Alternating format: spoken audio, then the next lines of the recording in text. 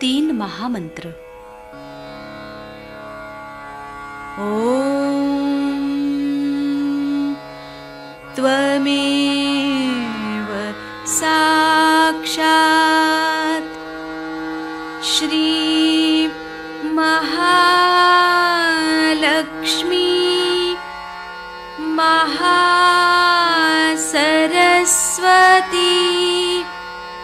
महाकाली त्रिगुणात्मिका कुण्डलिनी साक्षात् श्री आदिशक्ति माताजी श्री निर्मला देव्यै नमो नमः। ॐ त्वमेव साक्षात् श्री कल्की साक्षात् श्री आदिशक्ति माताजी श्री निर्मला देव्यै नमो नमः। ॐ त्वमेव साक्षात् श्री कल्की साक्षात् श्री सहस्रार स्वामिनी मोक्षप्रदायिनी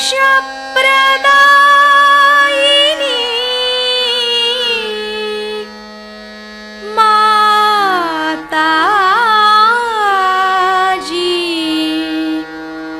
श्री निर्मला देव्यै नमो नमः। श्री गणेश मंत्र। ॐ त्वमेव साक्षात् नमः।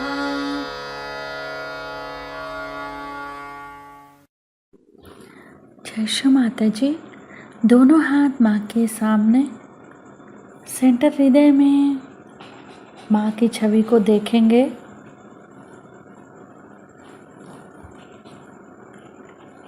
बीचों बीच हृदय में माँ को, श्री माता जी को बुलाएंगे। परम पूजनीय श्री माता जी, कृपा करके हम सभी के हृदय में अपना स्थान ग्रहण कीजिए।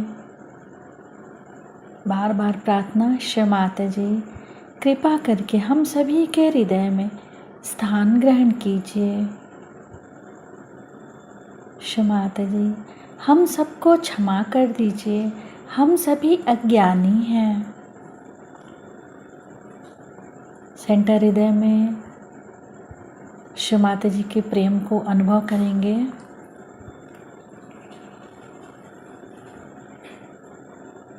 श्री माता जी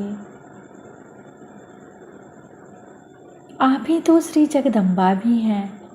कृपा करके हम सभी के हृदय में श्री जगदम्बा स्वरूप में संपूर्ण शक्तियों के साथ अपने श्री चरण कमल लेकर आइए। माँ के श्री चरण कमलों को देखेंगे सेंटर हृदय पे।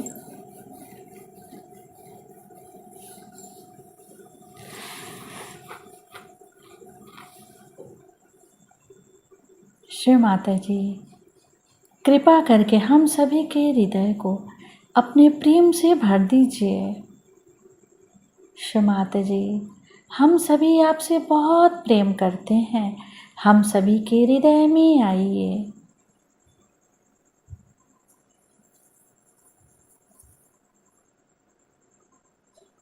दोनों हाथों पे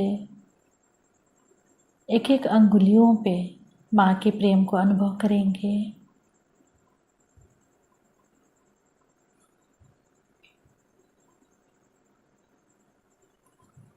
धीरे धीरे अपने संपूर्ण चित्त को राइट स्वादिष्ठान पे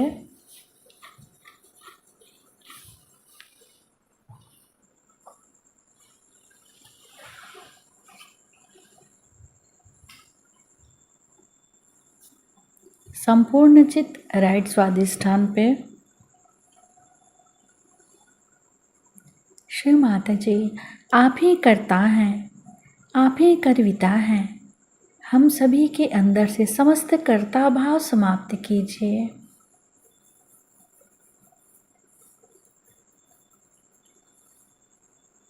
श्री माता जी, हमारे दाहिने स्वादिष्ठान में समस्त कर्ता भाव समाप्त कीजिए।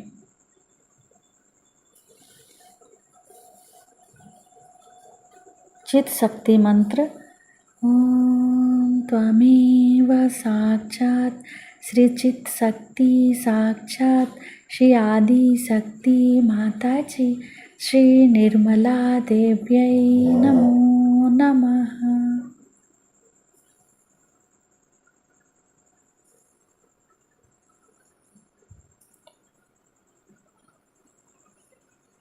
संपूर्ण चित राइट स्वादिष्ठान पे ही रखेंगे। चित्त को वहाँ पर क्लॉकवाइज घुमाएंगे 7 टाइम्स।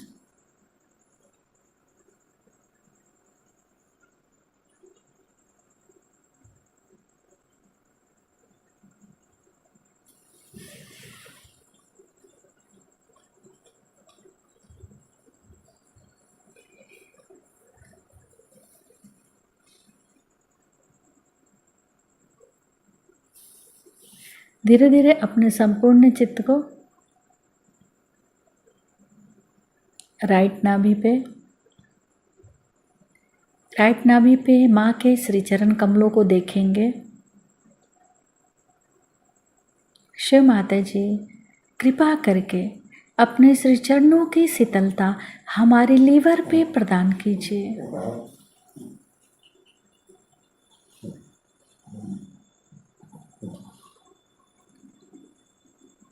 शिव माता जी, कृपा करके अपने श्री चरणों की शीतलता हमारे लीवर पे प्रदान कीजिए। अपने चित्त को भी राइट स्वादिष्ठान से फिर राइट नाभि पे क्लॉकवाइज घुमाएंगे।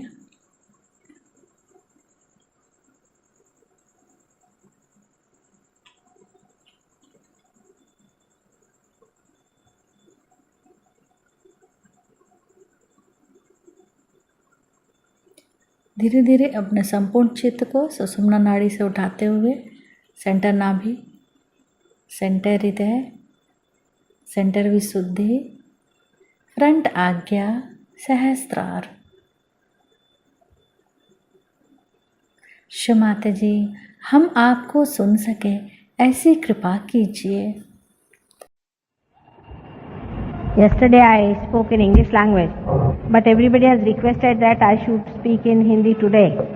I hope English knowing people won't mind my using the national language for this purpose. But there is a very nice book written by a Swiss gentleman about Sahaja Yoga. I don't know if the book is out of stock, but that is in English and it's really a very beautiful book. If you want to have a book, you can place your order with these people here and they may be able to send you the book later on. Thank you.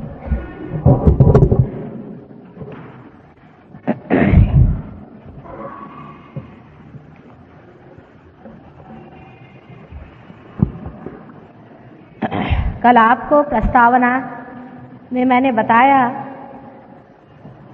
कि जो आप हैं वो किस लिए संसार में आए हैं, परमात्मा ने आपको इतनी मेहनत से क्यों इंसान बनाया और इस इंसान का क्या उपयोग है।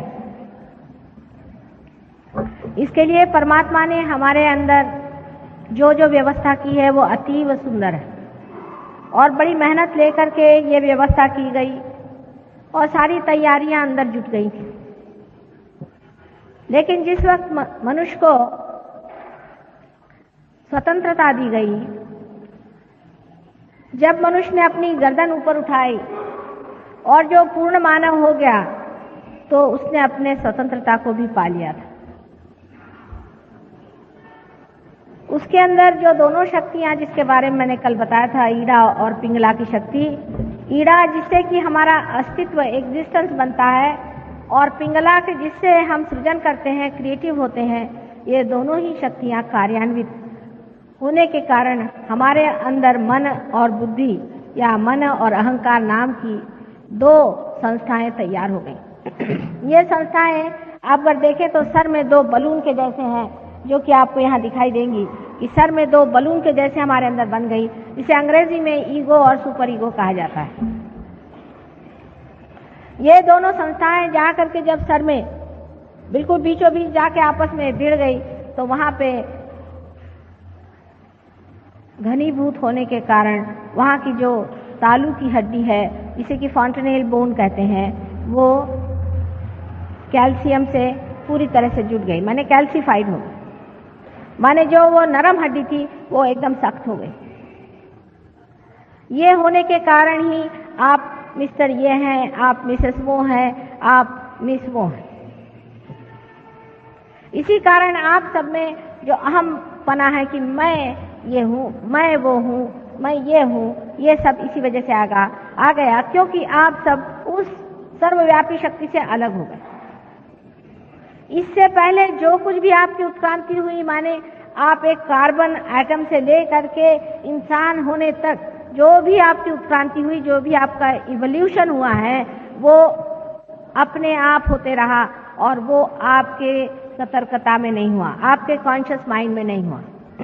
मैं बीच बीच में अंग्रेजी शब्द इस्तेमाल करूंगी, तो जिनको बहुत अच्छे से हिंदी नहीं भी आती वो भी समझ पाएंगे। कॉन्शियस माइंड में माने आपके सतर्क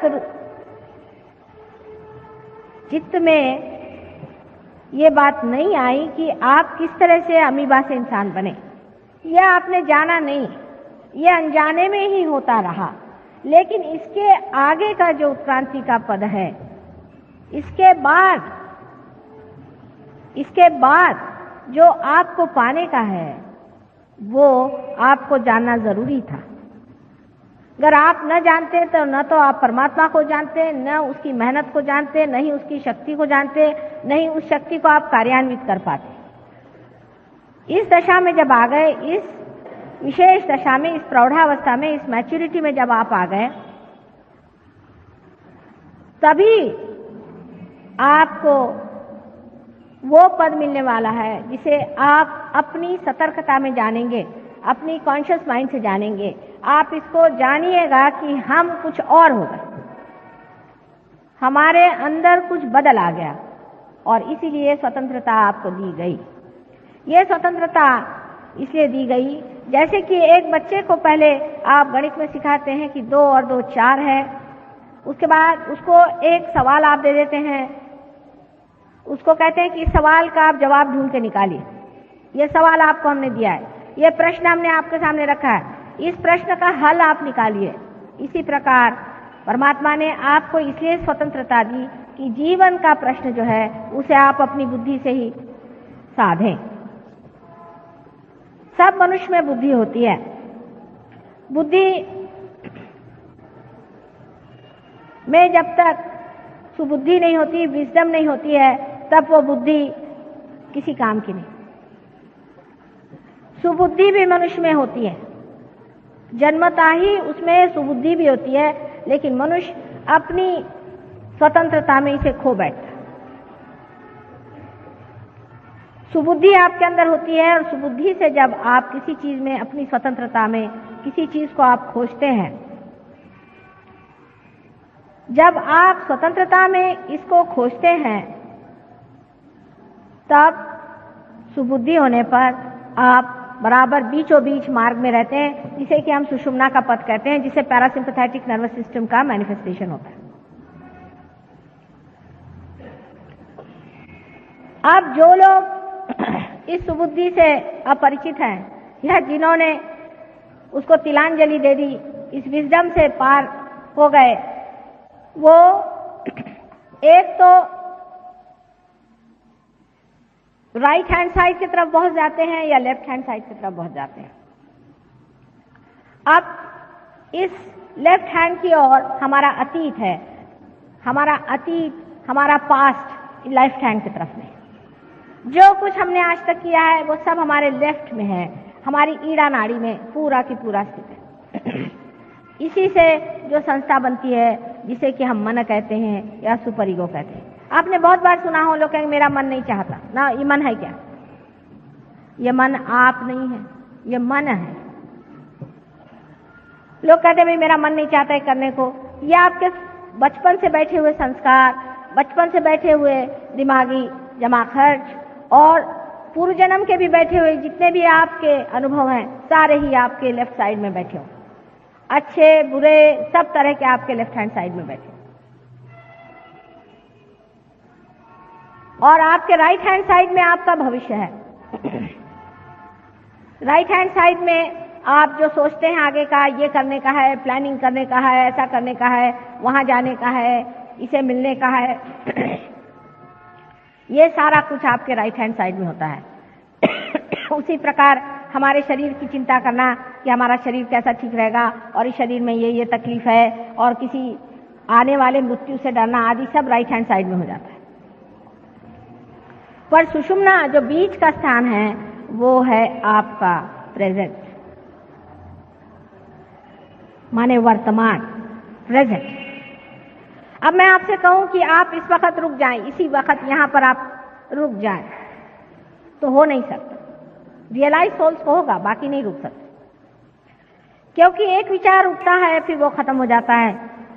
आप उसका उठना देखते हैं, उसका गिरना नहीं देख सकते। दूसरा विचार उठता है, वो भी गिर जाता है। इन दोनों के बीच में जो जगह है वो विलंब है, वही प्रेजेंट है। जो उठा विचार और गिर गया वो तो अतीत में चला गया, वो तो पास्ट में चला गया, और जो विचार आने वाला है वो सामने के लिए बना हुआ है, वो आपके भविष्य में, फ्यूचर में चला गया।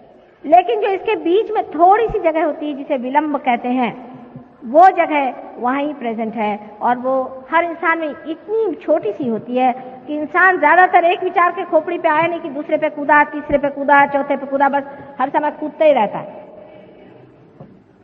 इसलिए वो अंदर उतर नहीं पाता है। और यही चीज जब कुंडलिनी ऊपर चढ़ती है तो ये दोनों ही मन और अहंकार को ऐसे नीचे निचोड़ लेती है कि ये दोनों ही चीजें एकदम से जैसे कोई गुब्बारे में से हवा निकल जाए ऐसे सिकुड़ जाती हैं, और उसके कारण हमारा विलंब स्थापित होता है। इसलिए हम निर्विचार हो सकते हैं। कल जो लोग यहाँ पर पार हुए हैं, जिनके हाथ से ठंडी ठंडी हवा आने लग गई थी, वो निर्विचार हो गए। लेकिन हम लोग इस निर्विचारिता में रुक नहीं पाते, क्योंकि हमारी आदतें पहले से लगी हुई हैं, हमारे तौर तरीके पुराने सालों के चल रहे हैं, उससे हम अपने को छोड़ नहीं पाते। नई दुनिया में आकर के भी हम अपनी पुरानी दुनिया से अब भी पूरी तरह से रिश्ता नहीं तोड़ पाते हैं। हालांकि रिश्ता टूट गया है, लेकिन दिमाग में अभी बैठा है। जैसे कि समझ लीजिए एक आदमी शहर में रहने वाला है, और वो जब गांव में जाता है तो जैसे शहर में मोटर चलाता है वैसे ही गांव में चलाने लगता है। फिर उसे बताया जाता, बाबा यहाँ का रास्ता खराब है, इस तरह से मोटर मत चलाओ, यहाँ तो सत्यानाश हो जाए, तुमको तो खूब गोल घुमा के चलाना पड़ेगा। तो भी वो भूल जाता है, उसकी आदत पड़ी हुई है दिमाग की। इसीलिए दिमागी जो आदतें हैं वो आप पे काम करती हैं। इसलिए मैंने आपसे कल कहा था कि जब आप पार भी हो गए तो भी आपको चाहिए कि आप सहयोग के लिए जरूर थोड़ा सा टाइम निकालें, जिससे आपकी निर्विचारिता स्थापित हो जाए। पहले तो विलंब का स्थापन करना होता है। अब जब यह आपका विलंब स्थापित होता है, यही वो जगह है जहां से परमात्मा का साम्राज्य शुरू होता है। जैसे कि आप सोचिए कि चक्की का मुंह, चक्की के मुंह में जब तक आप दाना नहीं देंगे वो पिस के नहीं निकलने वाला, ऊपर में आप डालिएगा इधर उधर फैल जाएगा।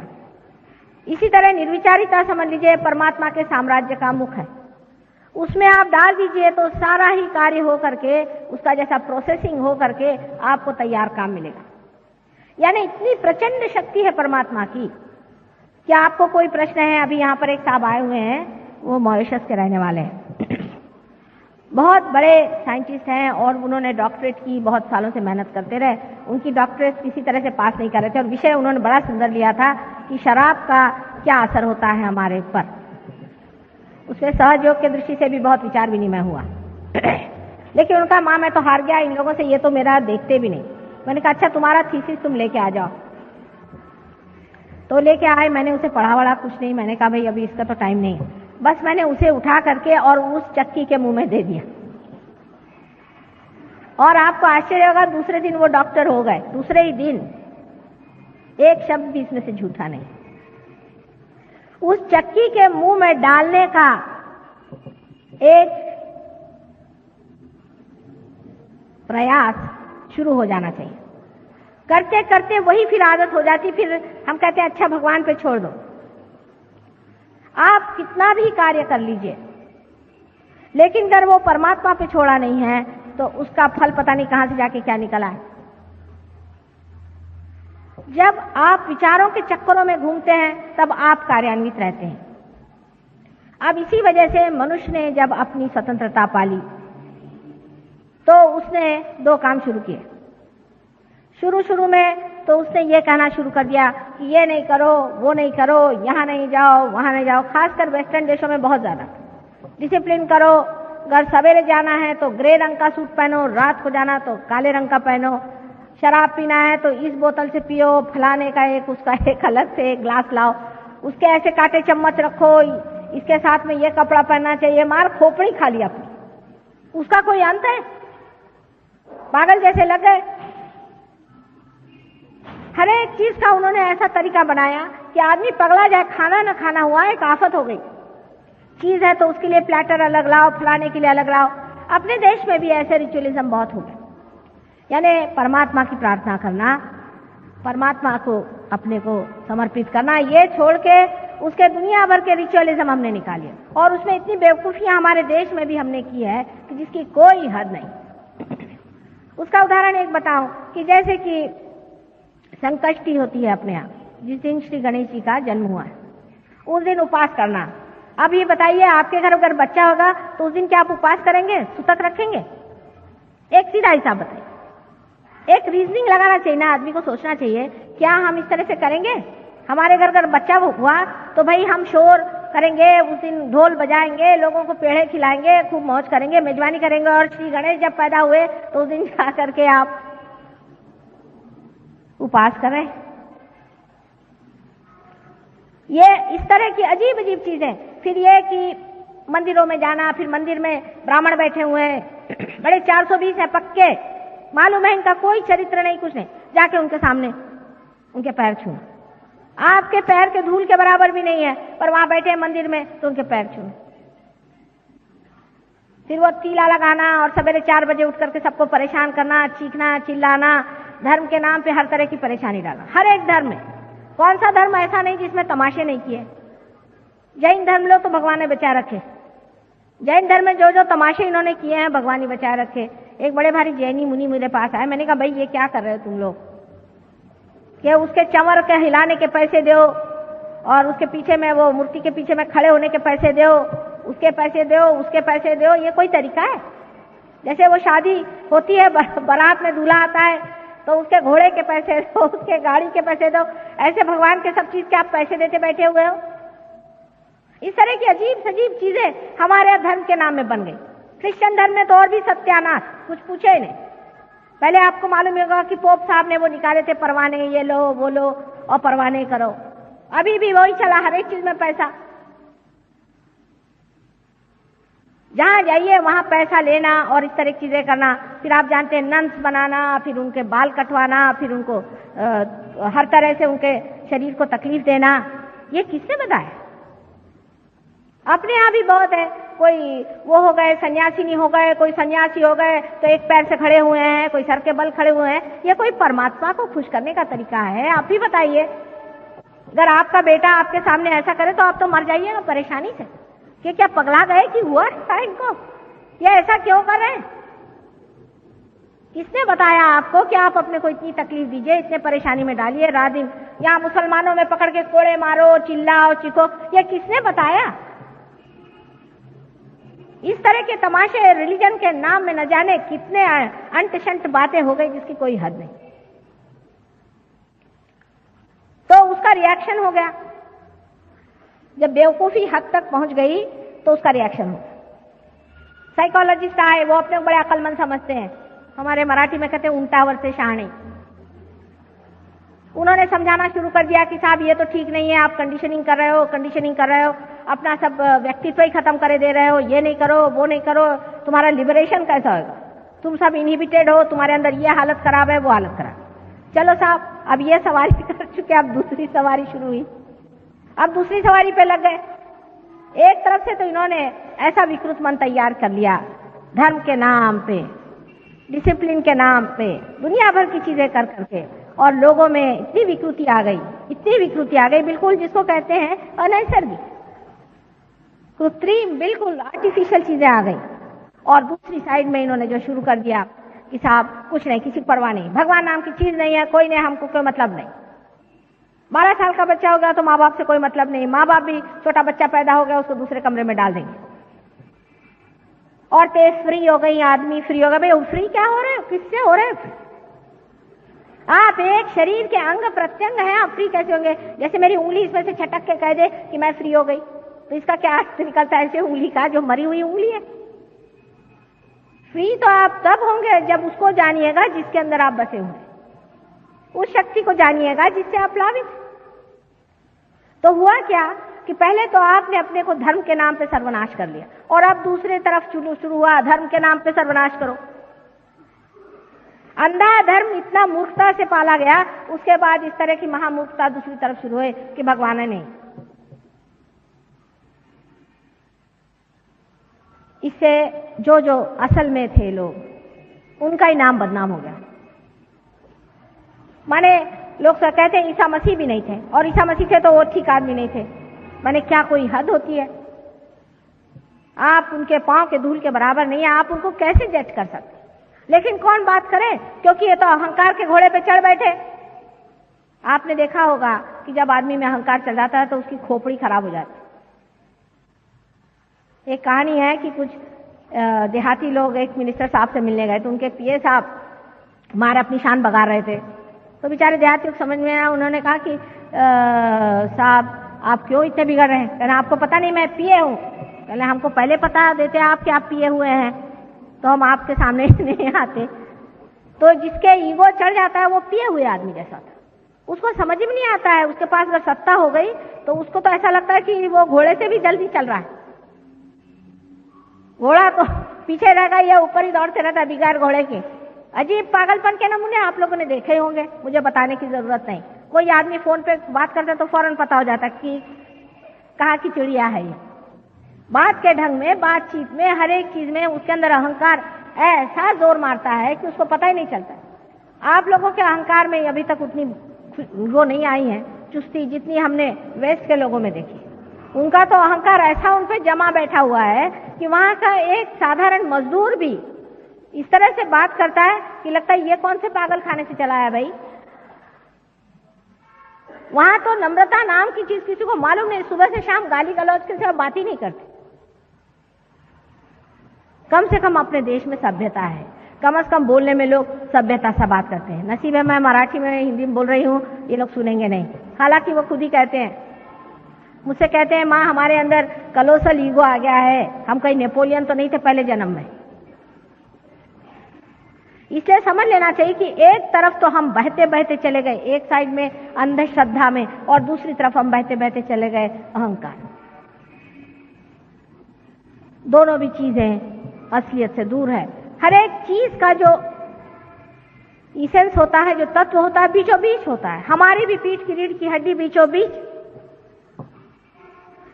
बीच रहना, मध्यगा, उसी में शक्ति होती है। क्या हमारा हाथ भी टूट जाए तो फर्क नहीं पड़ेगा, लेकिन हमारी रीढ़ की हड्डी टूट जाए तो हम जी भी नहीं सकते। इसीलिए जो इंसान एक्सट्रीम्स पे चलते हैं, अब पैसे के लिए भागना शुरू हुआ तो पैसों के लिए भाग रहे। अरे भाई उसकी भी कोई हद होती है या क्या? आखिर तुम्हें क्या खरीदना है? क्या हेलीकॉप्टर खरीदना है? पैसे के पीछे भागेंगे तो इस हद तक कि देश भी बेच दो, कोई हद नहीं। पैसा है ना, पैसे की इज्जत होती। और कोई पैसे की इज्जत नहीं होती। सब लोग जानते हैं कि एक कोई भी ऐसा आदमी हो जो इस तरह का है, वो सिर्फ मुंह देखी इज्जत करता है इंसान। जैसे ही उसकी पीठ फिरती है, कहते देखा ये ब्लैक मार्केटियर जा रहा है, ये महा चोर है, परसों जेल से छूटा है। जो आदमी पैसे की इज्जत करता है वो वहीं तक सीमित है। आपके अंदर उन्हीं चीज की तो वो इज्जत नहीं कर रहा, आपकी तो बाहरी चीज की इज्जत हो रही है। आपका अंदर क्या है? आप में अपनी घर प्रतिष्ठा है, आप में अपना अगर सेल्फ रिस्पेक्ट है, तो आप क्यों अपने को पैसे के पीछे में बेच रहे हैं? आप मनुष्य हैं, मानव हैं, बहुत ऊंची चीज है। पैसा तो ठोकर पे चलता है, धूल है पैसा। पैसे से मिलने क्या वाला? और ये पैसा इसीलिए आपसे झेलता भी नहीं। आपके पास 100 रुपया आ जाए तो ठीक है कहना, पर कहीं 200 आ गए तो गए आप गुत्ते पर। गुत्ते पर नहीं गए तो और कुछ धंधे शुरू कर दिया आपने। ज्यादा पैसा आदमी को झेलता ही नहीं है। कभी मैंने सुना नहीं कि कोई आदमी को ज्यादा रुपया मिल गया तो वो जाकर फौरन ये सोचता है कि इससे मैं चलो जा करके कोई बड़ा ही शुभ काम करूं, या किसी गरीब के घर में जा करके उसकी लड़की है या बच्चा है उसका कुछ देखभाल करूं। बहुत कम। ये ऐसे भी जो लोग करते हैं वो मतलब उनके पास लाखों रुपया का उसमें से एक पाई निकाल करके वो देंगे और कहेंगे मेरा नाम आप छापिएगा जरूर। मेरे पास ऐसे रोज आते हैं कि हम आपके आश्रम के लिए रुपया देंगे पर आप हमारे बाप का नाम वहां लिख दीजिएगा। मैंने कहा मैं क्या लिखूंगी आपके बाप का नाम? लोग पूछेंगे कि इसकी स्पिरिचुअल वैल्यू क्या थी इस आदमी की। आपकी स्पिरिचुअल वैल्यू क्या है उसे देखना चाहिए। आपका आत्मिक तत्व कहां तक जागृत हुआ है वो महत्वपूर्ण बात है। जब आप अपने आत्मिक तत्व पे आते हैं तब आप इस तरह से पागल जैसे पैसों के पीछे भागते नहीं। और आप जानते हैं कि पैसा कभी भी समाधान नहीं दे सकता। ये तो इकोनॉमिक्स में लिखी हुई बात है। ये तो इकोनॉमिक्स में लिखी हुई बात है कि पैसा आपको समाधान नहीं दे सकता। You please be seated because even if I am not speaking in English, you expose yourself to me. Just sit down like. Doesn't matter. You see, so many people listen to me in English yesterday patiently because they realize it is the exposure to mother is important and not what she speaks. This intellect where you are hearing is of no use in Sahaja. Alright, you just put your hands like this and don't get disturbed. You can hear me through your heart. तो आपकी जो असलियत है उसकी इज्जत करिए।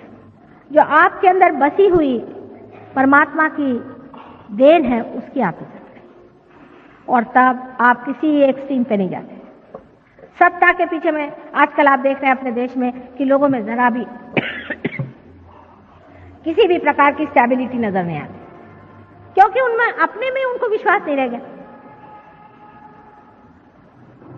उनको यही नहीं समझ में आ रहा है कि क्या करें, बौखला गए। उनका बेस ही कोई नहीं रह गया, कोई उनके तत्व नहीं रह गए, क्योंकि वो तत्व से बहुत दूर चले गए हैं। और उस तत्व के दूर जाने के लिए उनको कोई भी घबराहट नहीं होती, क्योंकि उनका अहंकार उससे पूरा होता है। इसका फायदा बहुत लोग उठाते हैं। इस तरह के जो लोग डामाडोल होते हैं उनका बहुत लोग फायदा उठाते हैं। अब आप कहिएगा कि माता जी आजकल तो सभी लोग इसी प्रकार के अपने देश में हो गए हैं, सबका जो है वो अहंकार इतना बढ़ गया है कि लोग किसी भी तत्व में विश्वास नहीं करते। नहीं करेंगे तो भुगतेंगे। जो मनुष्य अपने तत्व में विश्वास नहीं करता वो भुगतेगा। हर एक ने भोगा है, और जो नहीं करेंगे वो सब भोगेंगे। हिटलर अपने को समझता था कि वो दुनिया को नचा देगा। उस जमाने में तो उसको ऐसा लगता था कि वो जो करे सो कायदा। उसका उन्होंने तो भोगा ही, उनके सारे देश ने भोगा और आज तक भोग रहे। इसलिए याद रखना चाहिए कि पहले ये मैं कहूं कि तुम बेटा भोगो, बेहतर मैं ये कहूं कि तुम अपना जो आनंद है उसे भोगो, अपना जो सुख है उसे भोगो, अपना जो तत्व है। ये भी एक शान की चीज है कि आदमी अपने तत्व पे खड़ा है। इससे बढ़ के और क्या शान हो सकती है? आपके पास 4 मोटरें नहीं हो तो क्या फर्क पड़ने वाला है? उससे क्या आपका चला जाने वाला है? लेकिन कम से कम दुनिया में लोग ये तो कहते हैं कि तत्व के आदमी हैं। अगर है दुनिया में तो ये तत्व के आदमी हैं। ऐसे तो 1000 खटमल पैदा होते हैं और मर जाते हैं। आप अगर वाकई में कोई इंसान है तो अपने तत्व पे आपको रहना चाहिए। और जब आप अपने तत्वों पे रहते हैं तो बहुत से लोगों का ये भी उसमें गड़बड़ हो जाता है कि बड़े तत्वनिष्ठ हुए तो सबको सोचते हैं डंडा मारते फिरो। तत्वनिष्ठ माने उनको लगता है 4 बजे सवेरे उठना बड़ी तत्वनिष्ठता है। ये ऐसे तत्व नहीं है। तत्व बहुत ही अंदर से जानने की चीज है। सबसे बड़ा तत्व है प्रेम। सबसे बड़ी ऊंची चीज है प्रेम। और जिसने इस तत्व को नहीं पहचाना वो बाकी के जो दिखाऊ तत्व है जिससे आप दुनिया भर की गर्दन घोटते फिरिए। आपको उपास करना है, उपास करते रहिए। दुनिया भर को आप क्यों स्काउट बनाए हुए हैं? सारे दुनिया भर को स्काउट बनाने की क्या जरूरत है कि सबको आप गर्दन घोटे हुए हैं? अपने यहाँ ऐसे भी बहुत सारे लोग निकल आए हैं कि सबका जीवन मुश्किल कर दे। सहयोग में आपको सहज रहना चाहिए। सहज सहज सहज माने जैसे आप हैं वैसे नहीं। कोई आपको असहज भावना नहीं करने की। कोई आपको जरूरी नहीं कि आप लंगूर बन के घूमिए, या कोई जरूरी नहीं कि आप बड़े भारी अंग्रेज साहब बन के घूमिए। आप हिंदुस्तानी हैं, हिंदुस्तानी ढंग से आप रहिए। हिंदुस्तानी इंसान जैसे रहते हैं वैसे रहिए। आप अंग्रेज हैं, आप अंग्रेज जैसे रहिए। मुश्किल काम है, लेकिन हाँ। अब उन लोगों के यहाँ क्या हो गया कि एक एक्सट्रीम पे चले गए, अब दूसरा एक्सट्रीम शुरू हो गया। वहां के लोगों ने कपड़ा ही पहनना छोड़ दिया। जितना उन्होंने कपड़ों का पहले महात्म्य किया था, अब उसके फलस्वरूप ये हो गया कि वो कहते चलो फटे कपड़े पहनो। यहाँ से फटे कपड़े वहां पे एक्सपोर्ट होते हैं, आपको पता ही होगा, जिसमें बड़े बड़े पैच लगे हुए हैं, वो बड़े अच्छे माने जाते हैं वहां। इसलिए अति पे जाने वाले लोगों ने अपने साथ बड़ी ज्यादती करी। अब बहुत लोगों को है कि काम है मुझे बहुत, मैं काम करता हूं। काम करना अच्छा है, लेकिन परमात्मा को भी याद करना चाहिए। अपने आत्मा की तरफ भी ध्यान देना चाहिए। बैल के जैसे जुतने वाले लोग सहयोग के लिए बेकार। कोई जरूरत नहीं बैल के जैसे जुतने की। ठीक है, आप टाइम से काम करिए और थोड़ा टाइम अपनी बीवी बच्चे सबके साथ रहिए। उनके साथ भी समय बिताइए। आपके ऊपर उनकी भी जिम्मेदारी है। उनका जीवन बर्बाद करके आप बड़ा भारी तमाचा लगाने की कोई जरूरत नहीं। अपने घर के लोग, अपने अड़ोस पड़ोस के लोग, सबसे आप प्रेम से रहिए। आपको प्रेम के लिए टाइम नहीं है और काम करने के लिए आपके पास टाइम है, और इस काम का फायदा क्या है? क्या फायदा है आपको? हमने बड़े बड़े देख लिए तीरंदाज इसमें, जिन्होंने बड़ी बड़ी पोजीशन ऑक्यूपाई करी। जब वो रिटायर हुए तो जो कुर्सी खिसकी तो वो तो एकदम रसातल में पहुंच जाते। कोई पूछता भी नहीं एक बार जाकर कि आप कहां बैठे हुए हैं। और जिन्होंने प्रेम की गाथा गाई उनको आज तक लोग याद करते रह गए। ऐसे अनेक आप उदाहरण जानते हैं। जितने भी साधु संत हो गए, चाहे जैसे भी गरीबी में रहे हो, आज भी लोग मत्था टिकाने उनके दरबार पहुंचते हैं। और जो बड़े बड़े अपने को रईस समझ करके और बड़े बड़े अपने को शहंशाह समझ करके दुनिया में मार जिन्होंने आफत मचा दी थी, आज वो कहां से खेत में और कहां धूल में पड़े हुए सड़ रहे हैं। किसी को पता भी नहीं कि कौन कहां चले गए। कम से कम किसी को पता भी हुआ तो उधर से कोई जाएगा नहीं। बाबा रे बाबा, वो राक्षस वहां सो रहा है, अपन इधर ही से चलो। लेकिन जिन्होंने प्रेम किया संसार पे, जिन्होंने प्रेम दिया, ऐसे लोगों की एक एक चीज में, उनके एक एक वाक्य में इतना माधुर्य है कि अभी तक जहां भी कहीं कुछ मिलता है लोग उसे पकड़ लेते हैं। आप ही लोग, जब आप जानते हैं कि हृदय से आप ऐसी ही चीजों की इज्जत करते हैं, आप ऐसे ही इंसान की हृदय से इज्जत करते हैं, फिर आप अपनी भी इज्जत करिए। अपना भी स्थान बनाना होगा, और जब ये स्थान बनता है तभी आप मध्य में आ जाते हैं।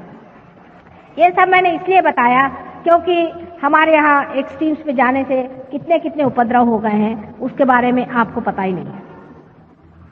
अब इससे अनेक प्रकार होते हैं। जैसे कि आप अगर कलेक्टिव सबकॉन्शियस में चले जाएं, बहुत ज्यादा आप भगवान को पूजा कर रहे हैं, रात दिन भगवान भगवान भगवान, आपका कोई अधिकार नहीं है। सुबह से शाम तक आप माला जपते बैठे हैं। अब आप सोचिए, मैंने कल ही बताया था कि भाई माला जपना सबका अधिकार नहीं, ना करना चाहिए।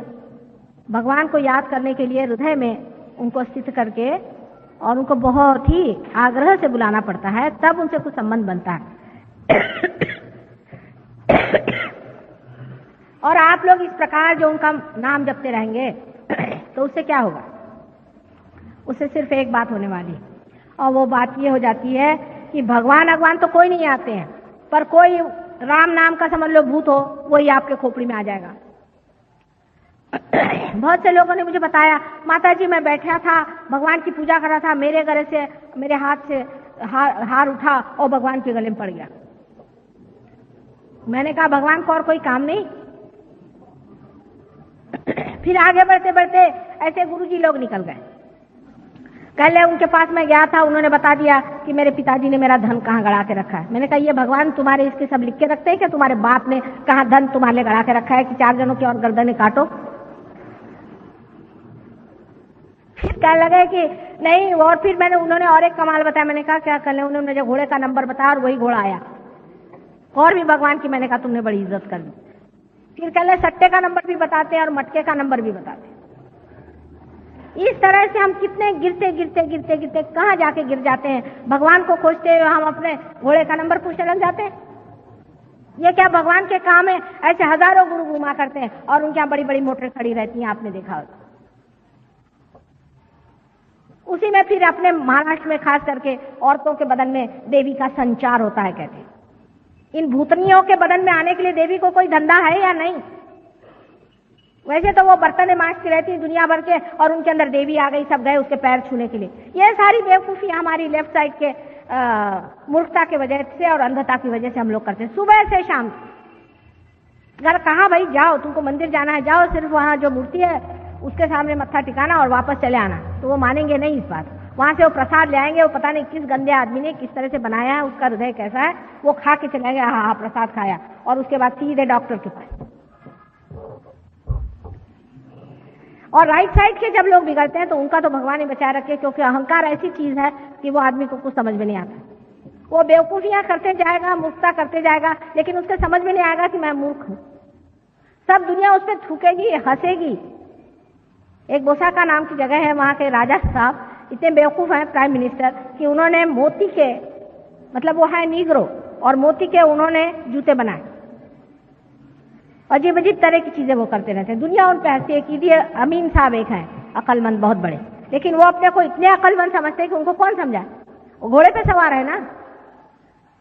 अहंकारी आदमी तो बहुत ही मुश्किल से ठीक होता है, क्योंकि उसका अहंकार, वो सोचता है यही मैं हूं, और इस अहंकार को भी पालने वाले पैदा हो गए। वो आपको कुछ न कुछ सिखा देंगे कि हाँ भैया तुम आओ मेरे पास में, मैं तुम्हारे बाप के नाम से बना दूंगा, हो गए। आपका मैं नाम दे दूंगा, भोगानंद, ढोंगानंद, खराबानंद। अंग्रेज लोग तो बेचारे कुछ जानते नहीं, उनको जो भी नाम दे दे। अभी एक साहब मुझे बता रहे थे कि उन्होंने 600 पाउंड दिया एक महाशय जी को, कि उन्होंने उनको मंत्र दिया। मंत्र क्या दिया? आएगा, 600 पाउंड। और दूसरे को दिया ठिंगा। अब हिंदुस्तानी समझता है बेचारे, इनको कुछ मालूम नहीं, बुद्धू है, उनको ठिंगा मंत्र दे दिया। आपको कपड़े पहना दिए, आपसे कहा कपड़े उतार दो, कहीं कुछ, ये माला पहन लो, ये करो वो करो, हो गए बेचारे बुद्धू। अब वो अहंकार के चक्कर में उनको ये नहीं समझ में आता कि भाई माला पहनने से कोई परमात्मा मिलेगा। कबीर ने तो कहा है कि कर का मन का छाड़ी दे, मन का थे। ये सब क्या गधे थे? नानक जी क्या सब बिल्कुल झूठ बोल गए? तुकाराम क्या बिल्कुल गलत थे? ज्ञानेश्वर बिल्कुल गलत थे? और ये कहां से आ गए हैं आज समझाने के लिए? इसे मराठी में कहते हैं उपट शुंभ। इनकी बातें आप लोग सुनने लग जाते हैं, क्योंकि आप राइट साइड पे बहुत क्रॉस कर गए। फिर कोई आकर के आपको बातें करे और आपका दिमाग खराब कर दे, आप पे ऐसे वर्णन करे, आपके बिल्कुल पुल बांधे तारीफ के, इतना आपको प्रेस कर दे, आप बिल्कुल लद्द से जमीन पे गिर जाइएगा, आपको पता नहीं चलेगा, गर्दन कट जाए। ऐसी बेवकूफी में फंसने वाले लोग परमात्मा को क्या पाएंगे? यहां उल्टी बात है, आपको परमात्मा को पाना है। यहां आपको परमात्मा को बुलवाना है, उनका आवाहन करना है, अपने हृदय में बिठाना है, उनसे कहना है कि प्रभु आओ, हमारे अंदर जो भी दोष हो उसे क्षमा कर दो, और हमारे हृदय में आप जागरूक हो जाओ, आप सुप्त न रहो। यहाँ दूसरी बात है, यहाँ कोई दुकान नहीं है कि आप देते हो कि नहीं देते हो। कोई आपने हमको रुपया पैसा दिया था जो हम देंगे? ऐसे आकर लोग डंडे लेकर खड़े हो जाते कि आप माँ हो के हमको क्यों नहीं देते? देना तो देंगे, नहीं तो नहीं देंगे, आप हमें ललकार नहीं सकते। इसकी वजह ये नहीं कि देना नहीं चाहते, लेकिन जब नहीं बनता है तो नहीं बनता, और बनता है तो बनता है, उसे क्या किया जाए? अगर एक आधा बीज अपने आप ऊपर आता है तो आता है, नहीं तो नहीं आता है। ये आप बात जानते हैं। उसके ऊपर कोई जबरदस्ती की जाती है कि उसके अंदर से अंकुर खींचा सकते हैं। क्या आपकी कुंडलिनी को कोई खींच लेगा? जो कुछ भी आपका किया कराया है, जिस तरह से अपने आपने तबीयत संभाली है, उसके अनुसार आपकी कुंडलिनी जागृत होती है। इस प्रकार आपके अंदर जो दो शक्तियां हैं, ईड़ा और पिंगला में जो बहती हैं, जिसका पहले का नाम है कि आप कहें महाकाली की शक्ति, इसका इंग्लिश में कोई नाम नहीं है। ये महाकाली की शक्ति आपके लेफ्ट साइड में दौड़ती है। इसे होली घोस्ट अंग्रेजी में कहते हैं। इसी एक महाकाली शक्ति से ही दूसरी शक्तियां निकलती हैं। यही परम शक्ति है। इसमें से दूसरी शक्ति निकलती है जिसे कि हम लोग महासरस्वती की शक्ति कहते हैं, जिससे हम सोचते हैं, विचारते हैं और आगे की बात करते हैं।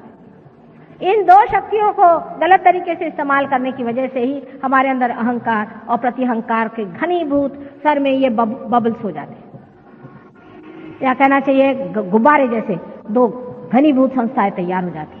और इसके चक्कर की वजह से ही कुंडलिनी नहीं उठती, क्योंकि जब इस तरह से एकदम पूरी तरह से आपका सर ढक जाए, या एक ने ज्यादा ढकेल दिया हो या दूसरे ने ज्यादा ढकेल दिया हो, तो बीच की जगह नहीं बन सकती, कुंडलिनी जगह पे बैठी रहती। पर सर्वसाधारण कुंडलिनी उठ जाती है, आपने कल देखा है। इसीलिए मैं आपसे कल कह रही थी कि क्षमा करें। अहंकार का इलाज है क्षमा करना। अगर आपको गुस्सा आए, जैसे ही गुस्सा आए आप एक शब्द कहें कि क्षमा।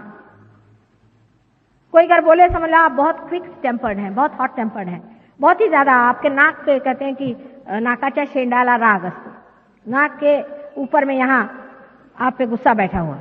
ऐसे आदमी को यह करना चाहिए, जैसे आप में गुस्सा आए तो आप उसे कहते ठहरिए ठहरिए ठहरिए, 3 मरतबा उसे कहिए, या आप उसे कहिए क्या कहा आपने, क्या कहा आपने, क्या कहा आपने, और फिर उसके बाद आप कहिए क्षमा। कोशिश करके देखिए, गुस्सा आपका कम हो जाएगा। लेकिन जबरदस्ती गुस्से से जूझने की जरूरत नहीं है। गुस्से की जूझने की जरूरत नहीं। जिस आदमी के अंदर गुस्सा दबा हो, चाहे निकला हुआ है, जिसमें गुस्सा करने की आदत है, इसका मतलब है उसका अहंकार दुखित है, उसका अहंकार परेशान है। इसलिए आदमी को पहले अपने को क्षमा करना चाहिए और फिर दूसरों को क्षमा करना चाहिए। और क्षमा इसीलिए बहुत बड़ा एक साधन भगवान ने हमें दिया हुआ है, जिसके कारण हम अपने अहंकार को पा सकते हैं। अब हमारे मन को जीतने का कौन सा तरीका है?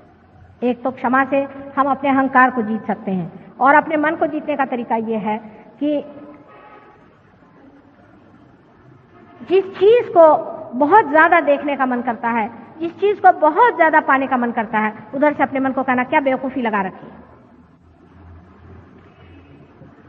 तो मन का खिंचाव खत्म हो जाएगा, मन की आदतें टूट जाएंगी। आदतें तोड़ने के लिए सबसे अच्छा तरीका यही है कि जिस चीज का बहुत मन चाहता है उसे कहना अच्छा जरा आप बैठे रहिए, बहुत आपको देख लिया हमने। लेकिन ऐसा नहीं होता है। अधिकतर लोग कहेंगे कि भाई मैं तो भाई असली घी खाता हूं और तो कुछ नहीं खाता, मैं तो भाई ऐसा है मेरा कि मुझे तो बढ़िया एकदम खाने के लिए चाहिए। हमारे यहाँ खाना पीना ज्यादातर मन में होता है। अपने देश में खाने पीने की बीमारी, तो सुबह से शाम यही बीमारी है कि आप क्या खाते हैं। क्या भगवान आपको खाने पर कोई पारितोषिक देने वाला है कि भाई आप ये खाना खाते हैं, वो खाना खाते हैं, आपको इस खाने का शौक है, आज मला पूरण पोड़ी चाहिए। इसमें अपनी शान बघारना कितनी बेवकूफी की बात है। मुझे ये अच्छा लगता है, मुझे वो अच्छा लगता है, इस तरह से जबान से कहना भी क्या शोभनीय है।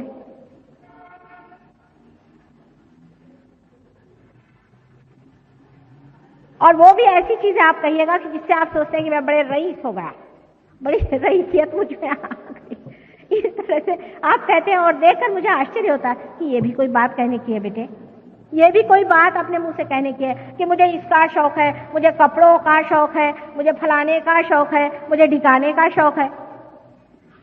परमात्मा की नजर में ये सब चीजें क्या होंगी आप ही बताइए। आप परमात्मा की जगह खड़े होकर सुनिए कि अगर कोई आदमी आपसे बताए कि मुझे इसका शौक है, उसका शौक है, फलाना है, हमारी अम्मा बहुत अच्छा खाना खिलाती हैं, वो ढिकानी है, वो कुछ नहीं बनाती, हमारी अम्मा बहुत अच्छी है। इस तरह की बेवकूफी की बातों से लेकर बड़ी बातों तक, जैसे मुझे मोटर का शौक है, मुझे सत्ता का शौक है, मैं प्राइम मिनिस्टर बनूंगा, इसका मुझे शौक है, उसका शौक है। आपको दुनिया भर के शौक हैं तो आप अपने घर में बैठिए। परमात्मा के साम्राज्य में ऐसे शौकीनों की कोई जगह नहीं। जरूरत से ज्यादा इस तरह के शौकीनियां करना कोई मनुष्य को शोभा नहीं देता। ये मनुष्य ही करता है, जानवर नहीं करता बेचारा। वो तो कहीं भी सो जाता है, कहीं भी उठ जाता है। और मेरे ख्याल से जो साधु संत होते हैं वो भी उसी हालत में पहुंच जाते हैं। कहीं भी कहे सोने का तो सो जाएगा, उसको क्या, जब कंफर्ट अंदर में ही है, जब सारा आराम अंदर ही में है, तो बाहर की ये सब चीजों की क्या जरूरत है। पर वो जब तक दशा नहीं आती तब तक अपने साथ बहुत ज्यादा जबरदस्ती करने की जरूरत नहीं। क्योंकि मैं एक बात कहूंगी तो आप दूसरी बात करिएगा। मैं अगर कहूंगी कि बेटे आराम मत करो ज्यादा, तो आप कहेंगे अच्छा आज से माने का हम जमीन पर सोएंगे, रास्ते पर जाके सो जाएंगे। मैंने कहा कि भाई रास्ते पर सोना अच्छा नहीं है तो हम महलों में जाके सोएंगे। मैंने बीच में रहो, ये बात मैं कह रही हूं कि किसी भी बीच में न रहने से मनुष्य में एक तरह से बड़ी बेवकूफी आ जाती है और वो इतना फ्रिवलस और इस कदर वो श्रृंखल हो जाता है कि उसकी ये समझ भी नहीं आता है कि किस चीज में मजा है। हर चीज को वो उछली नजर से देखते रहता है, सारा जीवन उसका बड़ा उथला, उसमें कोई गहनता नहीं आती। और जब तक गहनता नहीं आएगी तब तक आपके अंदर आनंद कितना भी भरो, कुछ आनंद आपको नहीं मिला। ये दोनों एक्सट्रीम्स की बातें हैं। मैंने आपसे बताया कि जब आदमी अहंकार में चढ़ता है तो अहंकार के भी भूत चढ़ते हैं। ऐसे कैसे अहंकारी लोग होते हैं दुनिया में कि जो मरते हैं तो भी उनका अहंकार नहीं जाता, जिनको लगता है कि साहब मैंने कुछ काम ही नहीं किया। ऐसे लोग भी आपके खोपड़ी में घुस सकते हैं, उनके भी भूत आपके अंदर आ सकते हैं और आप ऐसे ऐसी बातें करेंगे कि लोग कहेंगे ये तो ऐसा नहीं था, इसको हो क्या गया। तो नॉर्मल रहना चाहिए आदमी को, बीचों बीच रहना चाहिए। जो आदमी बीचों बीच रहता है वो ये दोनों ही शक्तियों से पूर्णतः प्लावित होता है। जो आदमी बहुत ज्यादा काम करता है, बहुत ज्यादा अहंकारी है, उसको हार्ट अटैक आएगा। अगर हार्ट अटैक नहीं आएगा तो उसको डायबिटीज हो जाएगा, डायबिटीज नहीं होगा तो किडनी होगा, उसको लिवर हो जाएगा और उसको और बीमारियां हो सकती है। क्योंकि हमारे अंदर स्वाधिष्ठान चक्र जो है वो ये कार्य करते रहते हैं। उनका एक कार्य, सबसे बड़ा कार्य ये है कि हमारे लिए जो बुद्धि है उसमें जो काम हो रहा है उसके लिए मेद फैट सेल्स को पहुंचाएं, उसका सप्लाई करें। फैट सेल का सप्लाई सर में करना चाहिए। अब वो बेचारे को एक काम तो अगर आपने दे दिया, रात दिन सोचो सोचो सोचो, तो बाकी की जो काम उनके हैं, जो कि पैंक्रियास है, आपके लिवर है, आपकी किडनीज हैं और स्प्लीन वगैरह है, उनको नहीं देख पाते, फिर आपको डायबिटीज की बीमारी हो जाती है। सहयोग में डायबिटीज हम लोग 100% ठीक कर सकते, अगर आप पार हो जाएं और हमारी बात सुने तो 100% आपका डायबिटीज, किडनी सब ठीक हो सकती है। पर आपकी अगर किडनी एक बार आपने मशीन में डाल दी तो हम नहीं ठीक कर सकते और इसलिए हमें आप क्षमा करें। मशीन में चीज जाने से वो मर ही जाती है, फिर हम नहीं ठीक कर सकते, तो इसलिए हमसे नाराज होने कौन सी बात है। हम कोशिश करेंगे लेकिन बेकार में परेशान करने की कौन सी बात। अब ये जो हमारे अंदर दूसरा चक्र है स्वाधिष्ठान चक्र, जिसके बारे में मैंने आपसे बताया, ये चक्र से ऊपर जो नाभि चक्र है इसमें लक्ष्मी तत्व का वास है, इसमें लक्ष्मी जी का वास है। और लक्ष्मी जी आप जानते हैं वो कोई पैसा नहीं होता। लक्ष्मी जी का स्वरूप जैसा है उसके बारे में मैंने अनेक बार बताया है और आप अगर मेरे इसके बारे में पढ़ें तो आप जानेंगे कि लक्ष्मी जी और पैसे में बहुत ही अंतर है। सबसे बड़ी चीज, लक्ष्मीपति वो होता है जो मन से बहुत संतुष्ट होता है, जो दूसरों को देता है और जिसके आश्रय में अनेक रहते हैं, जो कमल के जैसे अपने ऊपर वस्त्र परिधान किए हुए हैं और जो अत्यंत हृदय से भी कमल के जैसा बहुत ही ज्यादा वार्म, बहुत ही ज्यादा सुगंधित होना चाहिए। अब ये लक्ष्मी तत्व जब हमारे अंदर जागृत हो जाता है, जब कुंडलिनी लक्ष्मी तत्व को छोड़ती है, तब हमारे जो कुछ भी सांपत्तिक प्रश्न है वो ऐसे छूट जाते हैं। अब सांपत्तिक प्रश्न का मतलब नहीं है कि आप अगर होना चाहें, समझ लीजिए आप बिरला टाटा होना चाहें, तो वो तो कभी ना होना। उनको जाके पूछे उनका क्या हाल है। लेकिन आपकी जो सांपत्तिक स्थिति है वो अच्छी हो जाती है। उसका मुख्यतः कारण ये कि लक्ष्मी तत्व जागृत होते ही आपकी सारी गंदी आदतें छूट जाती। शराब छूट जाएगी आपके अपने आप, आपका तंबाकू छूट जाएगा, आपका जितनी भी पान है आदि जो भी ऐसी ऐसी चीजें जिसके लिए पैसा बेकार जाता है सब छूट जाएगा, क्योंकि आप मजे में बैठे हो। दूसरा है क्योंकि लक्ष्मी तत्व की वजह से आप बराबर समझ पाएंगे कि कौन सी चीज में असलियत है और कौन सी चीज में नकलियत है। एक साहब थे, उनकी बड़ी बुरी हालत थी सांपत्तिक, वो मेरे पास आए तो उन्होंने मुझसे पूछा कि मैं क्या काम करूं। मैंने कहा कोई सा भी काम करो, अब तो तुम जागरूक हो गए। मैंने कहा तुम लकड़ी का काम करो। कल है मैंने तो कभी लकड़ी देखी भी नहीं। मैंने कहा तुम शुरू तो करो। धीरे धीरे उनको वाइब्रेशन से पता चलने लग गया कि इस काम में कैसी प्रगति करनी चाहिए, कैसे चलना चाहिए, और उन्होंने बहुत उसमें रुपया कमाया। मैंने बहुत माने काफी, जितना कि एक आदमी को समाधानी आदमी को मिलना चाहिए। इस तरह से सबका ही लक्ष्मी तत्व ठीक हो जाता है। हमारे लंदन में ऐसे बहुत से लोग हैं जिनको के लक्ष्मी तत्व से अनेक फायदे हो गए। जिनके पास मकानात नहीं थे उनको अचानक मकानात मिल गए, जिनके पास में खाने को नहीं था उनके पास कुछ न कुछ नौकरी मिल गई, कुछ न कुछ व्यवस्था हो गई, अनेक तरह से मदद हो गई, और इस तरह से लोगों का लक्ष्मी तत्व फायदे में आ गए। अब जब लक्ष्मी तत्व आपका जागृत हो जाता है कुंडलिनी जागृति के बाद, तो जब आप किसी भी चीज पर अपने हाथ रखते हैं, समझ लीजिए अगर एक पेड़ है और वो मर रहा है, उस पर अगर आपने हाथ रख दिया तो उसके अंदर भी लक्ष्मी तत्व जागृत हो जाएगा, उस पेड़ को कीमत आ जाएगी। माने उस पेड़ में ऐसे फल लगेंगे जो बड़े कीमती होंगे। इतना ही नहीं, आप सोचिए एक चीज है, ये स्टोन है मेरे पास, एक हमारे ऑस्ट्रेलियन शिष्य है तो मुझे कहने लगे कि माँ ये ऑस्ट्रेलियन ओपल है आपको देते, एकदम सफेद रंग का था, भूरे भूरे रंग का। मैंने कहा बेटे मैं तो कुछ लेती नहीं, कहने माँ हमारी तरफ से ऑस्ट्रेलिया की तरफ से एक ले लो। तो मैंने फिर सोना दे के इसको इसमें गठवा लिया। जब से पहनने लग गई तो इसके रंग ही बदल गए, 2500 रंग इसमें दिखाई देते। वो खुद ही हैरान हो गया कि इतने रंग इसमें कहां से आ गए, इसमें तो सिर्फ सफेद सा रंग दिखाई दे रहा। अगर ऐसा आदमी मोती पहने तो मोती की कीमत बदल जाए, जिस घर में रहता है उसकी कीमत बदल जाए, क्योंकि सारा वातावरण ही बदलते जाता है। लक्ष्मी तत्व जब आ जाता है, समझ लीजिए एक मकान है वो 25 रुपए में बिकता है, अगर कोई उसमें साधु संत रहेगा तो वही मकान 2500 में बिकने लग जाएगा। आपको आश्चर्य होगा, उसमें एक आकर्षण, एक खिंचाव, एक विशेषता आ जाती, क्योंकि जो तत्व है वो इतना परिणामकारी है, उसके बारे में हम जानते ही नहीं। उसका एक बड़ा कॉन्क्रीट उदाहरण आपको मैं दूं। शास्त्री जी की जब डेथ हुई तो उनकी जो डेड चीजें थी सब, वो जिसको हम लोग कहते हैं अर्थियां, लेकर के लोग बड़े बड़े कलश में चले। वो कलश वो ट्रेन में रखे हुए थे, जो भी आता था रास्ते भर, मैंने सारा रास्ता वहां से बनारस तक, सोचे कोई एक जगह नहीं थी जहां आदमी नहीं खड़े थे। रात में भी लालटेन लेकर के सब लोग लाइन से खड़े हुए, यहां से वहां तक मीलों तक लोग खड़े हुए, बस उनको कलश ही तो दिखाई दे रहा था, शास्त्री जी तो नहीं दिखाई दे रहे। उसको नमस्कार। उसके बाद जब वो कलश वहां गए बनारस में और गंगा जी में वो अर्थियां जब समर्पित हो गई, उसके बाद किसी ने पूछा भी नहीं वो कलश कहां पड़े हुए हैं, वो फिर गए एक तरफ में, कोई देखने वाला भी नहीं।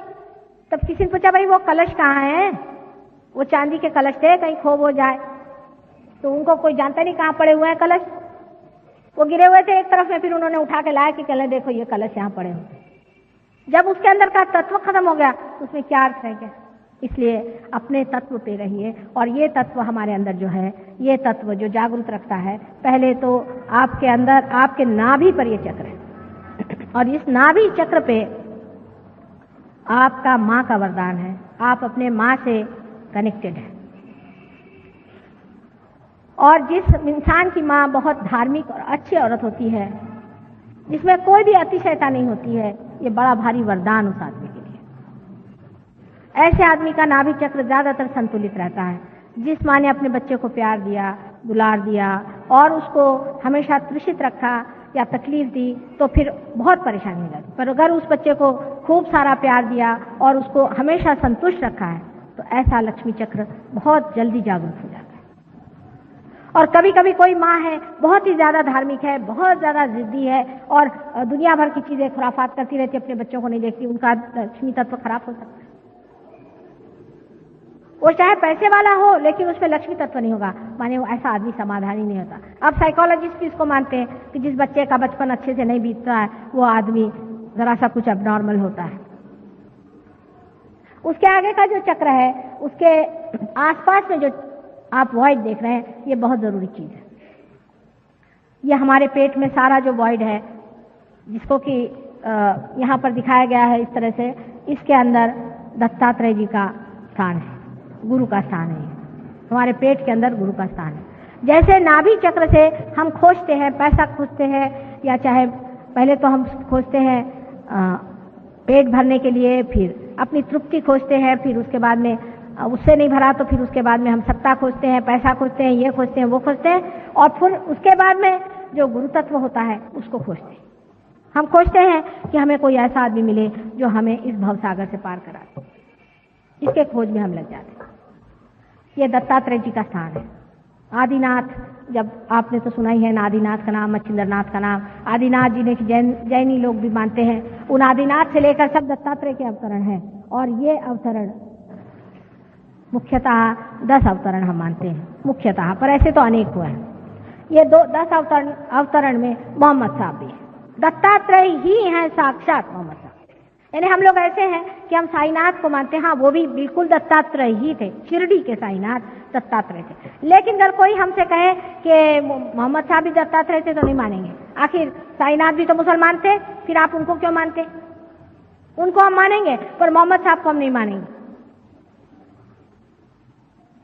मोहम्मद साहब भी वही थे, नानक भी वही थे, जनक भी वही थे, ये सारे हमारे वॉइड के अंदर होते। और जब किसी आदमी को इसमें दुविधा लगती है, जब सर्वधर्म में वो एकता नहीं देखता है, तब उसे पेट की बीमारियां हो जाती हैं। इसलिए आपको सबको समझ लेना चाहिए कि दत्तात्रेय का तत्व क्या है। कल देखिए कितने तो भी दत्तात्रेय के शिष्य यहाँ आए थे और इतने सारे दत्तात्रेय के शिष्यों को भी सबको पेट की बीमारी थी। वजह क्या थी? वजह यह थी कि दत्तात्रेय कोई हिंदू नहीं थे, नहीं वो मुसलमान थे, वो धर्मातीत, उनका कोई धर्म ही नहीं है, धर्म से परे धर्म उन्होंने बनाया। जो खुद उसको बनाते हैं वो कैसे हो सकते? जब तक ये भावना हमारे अंदर पूरी तरह जागृत नहीं होती। साईनाथ ने खुद कहा है कि किसी भी धर्म की निंदा करना ये महापाप है, लेकिन कितने लोग साईनाथ के शिष्य इस बात को मानते हैं। और ये ही हमारे अंदर गुरु तत्व है जिसे हमें जानना चाहिए। और आपको मैंने बताया जैसे मोसेस थे, अब्राहम थे, ये सभी एक ही गुरु तत्व से पैदा हुए और ये गुरु तत्व हमारे अंदर भी बसा हुआ है। इस गुरु तत्व को जागरूक कर लेने से हम ही अपने गुरु हो जाते हैं। ये कुंडलिनी के जागरण से हमारे अंदर जागरूक हो जाता है। उसके बाद का जो चक्र है, जो कि ऊपर में आप देख रहे हैं, इसे ये हृदय चक्र है। मैं जल्दी बताऊंगी क्योंकि टाइम कम है, क्योंकि कल दूसरा सब्जेक्ट लेने को। ये हृदय चक्र है। हृदय चक्र में जो बीचों बीच जगह है, ये जगदम्बा का स्थान है। जो जगत की जननी है उसका स्थान है, दुर्गा जी का स्थान है। जब आदमी में इनसिक्योरिटी आ जाती है, जब वो असुरक्षित महसूस करता है, तब उसका ये चक्र पकड़ता है। बहुत सी औरतों को जिनको ब्रेस्ट कैंसर वगैरह बीमारी होती है, वो इसी चक्र के खराब होने से होती है। अगर वो अरक्षित अपने को महसूस करती हैं, वो देखते हैं कि उनका आदमी जो है वो गलत रास्ते पे चल रहा है या उनका कोई ठिकाना नहीं, उनके बच्चे ठीक से नहीं, कोई ना कोई वजह से जो अरक्षित यहाँ महसूस करती हैं, उनको ये बीमारी होती है। डरपोक औरतों को ये बीमारी हो सकती है। ये चक्र उनका खराब हो जाता है जो अपने को अरक्षित महसूस करते हैं। जब कुंडलिनी जागृत होती है, तब जगदम्बा आपके अंदर जागृत हो जाती है और वो आपका संरक्षण करती है। उनके संरक्षण के अनेक तरीके हैं। जैसे कि आप जा रहे हैं, कहीं जाते जाते एकदम आपने देखा कि एक्सीडेंट हो गया, लेकिन आपके जाने की वजह से एक्सीडेंट टल जाएगा। आप अगर उस ट्रेन में है और आप अगर रियलाइज सोल है, तो सारी ट्रेन बच जाएगी, एक आदमी नहीं उसमें से मरेगा। ये अनोखा का अनुभव है, आप भी इसको देख के लीजिए। इसलिए जरूरी है कि आपका जो हृदय चक्र है वो ठीक कर दिया जाए। जिनका हृदय चक्र ठीक नहीं होता, उनको और भी अनेक बीमारियां लग सकती हैं, जैसे बुरी तरह का ब्रोंकाइटिस है, बुरी तरह की खांसी आदि, सब इसी चक्र के और इस चक्र के मिलाप से होती है। अब राइट साइड में जो अपना चक्र है यहाँ पर दिखाया हुआ, वो चक्र, उसमें श्री राम का स्थान है। जब ये चक्र हमारा खराब हो जाता है, श्री राम का चक्र, श्री राम मर्यादा पुरुषोत्तम, जैसे हम अपनी मर्यादाएं तोड़ लें, माने ये कि किसी वक्त भी उठे नहा लिया बेवकूफ जैसे, ये मर्यादा तोड़नी हुई कि नहीं हुई? लंदन में सारे हिंदुस्तानी लोगों को बीमारी है, 8:30 बजे नहा करके और दफ्तर चले जाएंगे और वहां लंग का कैंसर बहुत होता है, इसी चक्र के टूटने से होता है। ये श्री राम का चक्र है, इसके टूटने से आपको जो ये श्वास की बीमारी है वगैरह वगैरह बीमारियां होती हैं। इसकी बहुत सारी मर्यादाएं हैं, ठंड गर्म की मर्यादाएं संभालनी पड़ती हैं, राजकारण की मर्यादाएं संभालनी पड़ती हैं, सब श्री राम के चक्र से। आश्चर्य तो यह है कि जो लोग श्री राम का नाम लेते हैं उनका हमेशा ये चक्र खराब रहता है, क्योंकि श्री राम ही उनसे नाराज है। रात दिन जाके आप उनकी खोपड़ी चाटते हैं तो नाराज तो होना ही हुआ ना। ऐसे चक्र को भी आप जागरूक कर सकते हैं और 25-25 साल का भी आस्थमा आपका ठीक हो सकता है अगर आपका ये चक्र ठीक हो जाए। अगर आपके पिता मर गए हों सडनली और आप पे उनका असर आया हुआ हो तो वो भी इसमें दिखाई देता है, या आपका पिता होकर के कुछ आप में गड़बड़ हो वो भी इसमें दिखाई देता है। जो कोई भी लंग की बीमारी है, ये ज्यादातर राइट साइड के चक्र के पकड़ने से, हार्ट के राइट साइड से पकड़ने से ही होती है। अब उसके ऊपर में जो चक्र है यहाँ पर, ये विशुद्धि चक्र है। ये चक्र हमारे पीछे में यहाँ पर है, ये विशुद्धि चक्र जिसे कि हम सर्वाइकल प्लेक्सस कहते हैं, उसको देखता है। अब इससे 16 है, इसमें सब प्लेक्ससेस हैं, माने 16 इसकी कलियां हैं। अपने आँख, नाक, मुंह और गला, थ्रोट, यहाँ अंदर के सारे मसल्स, जीभ वगैरह सब इससे कंट्रोल होते हैं। इतना ये इम्पोर्टेंट, बहुत ज़्यादा महत्वपूर्ण ऐसा ये चक्र है। लेकिन जिसका विशुद्धि चक्र खराब हो जाता है उसकी शक्ल ही खराब हो जाएगी, उसकी आंखें खराब हो जाएंगी। मतलब बाह्य की जो आंखें, जैसे जलन होना, आंख में लाली आ जाना वगैरह, सब इस चक्र के दोष से होते हैं। किसी किसी के दांत, उसमें तकलीफ हो जाती है, वो भी इसी चक्र के दोष से हो जाती है। किसी किसी की जिह्वा में तकलीफ हो जाती है, उससे हो जाती है। इस चक्र के भी 2 भाग है, लेफ्ट और राइट। जो बीच का चक्र है वो राधा कृष्ण से स्थापित है, राधा कृष्ण का स्थान है यहाँ पर। और जो लेफ्ट का है ये उनकी बहन विष्णु माया जो थी उसके नाम से है। अब जो आदमी अपने मन में ऐसे विचार करता है कि मैं, मुझसे बुरा कोई नहीं है, मैंने ये पाप किए, मैंने वो पाप किए, उसका ये चक्र पकड़ता है। जिस आदमी का लेफ्ट चक्र पकड़ता है विशुद्धि का, उसको एक बड़ा उसमें दोष आ जाता है कि वो ऐसे तो बहुत अपने को दूषित समझता है, लेकिन जब बोलता है तो बिजली गरजती है। एक आधी शब्द बोलेगा लेकिन बड़ा ही सरकास्टिक, एकदम काट खाएगा। ऐसे तो ठीक बोलेगा लेकिन हमेशा टेढ़ा ही बोलते रहेगा, क्योंकि उसका ये जो लेफ्ट साइड का चक्र है ये पकड़ा रहता है। राइट साइड का जो चक्र है इसमें विठल रखुमाई का स्थान है। मतलब ये कि जब कृष्ण राज करते थे तब का है right side.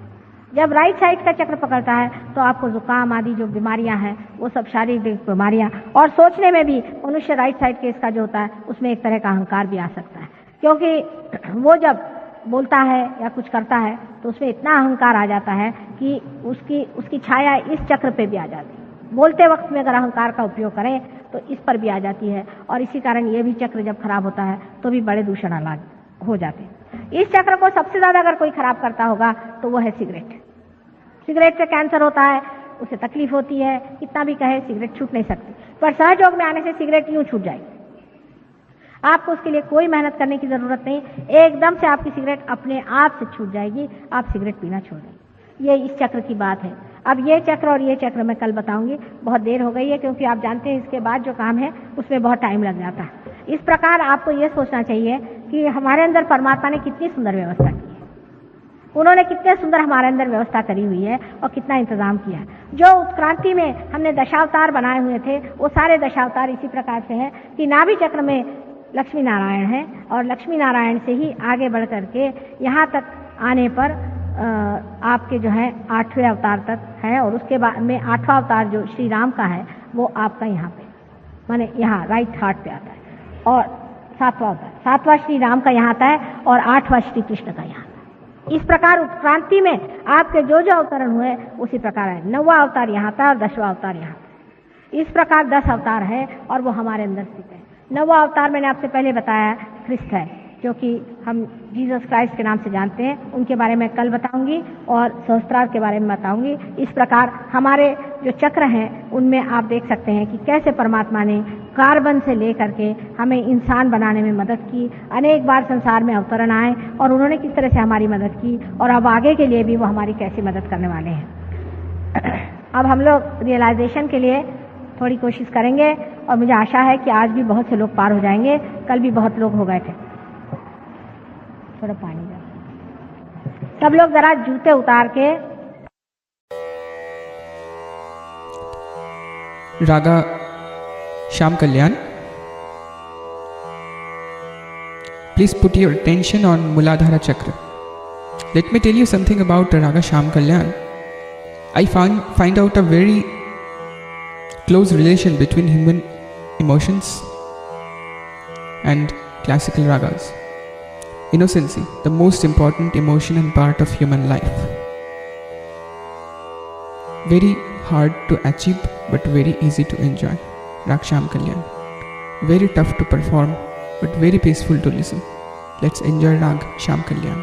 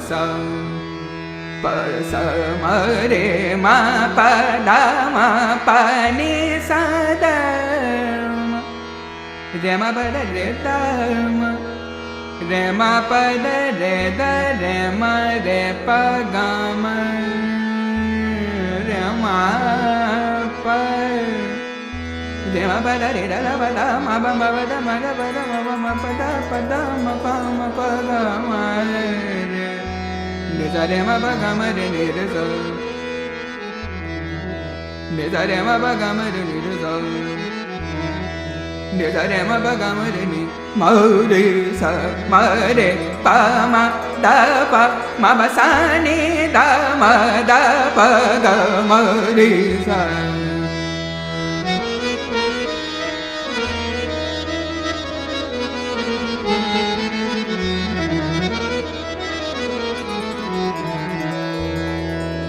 de de ma ma de pa ma pa ba ma ba da ma ba de ma ba da de ba da ma ba ga ma de de sa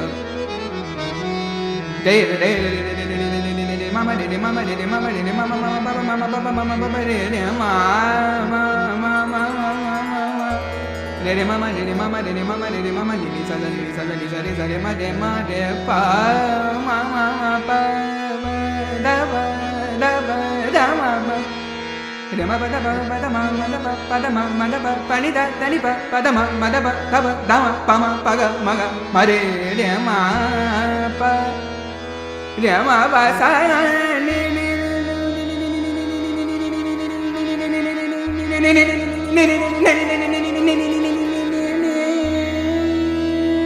sa re ma pa da ma pa ni sa da ma de ma pa da de da pa da ma ba de ma pa de ma de pa ma ba de ma ma de pa pa de ma ma de ma de pa ma ba de ma pa da ma pa ni sa ni da ba da ma ba ga ma de ma re sa de sa ma de pa ma da ma pa sa ni da ba da ma ba ga ma de ma pa da ma ba da ma ba ga ma de ma pa da ma da pa da ma pa ga ma de ma re sa ni de sa ni sa de ma de re ma de ma de ma de ma de ma de ma de ma de ma de ma de ma de ma de ma de ma de ma ma pa de ma pa da ma pa de ma pa da ma pa ma da pa da ma pa ma da pa da ma pa ma ni da ni pa da ma pa ma ga pa da ma pa ma ni da ni pa da ma pa pa ma da ma pa de ma pa da ma sa ni da ma pa ga ma de sa